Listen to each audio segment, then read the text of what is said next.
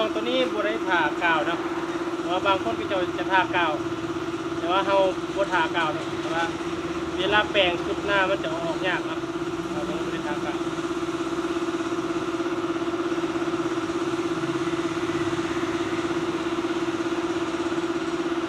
สองขั้นให้เวลาหั่นเนาะขั้นให้เสมอกันแล้วก็ให้แน่น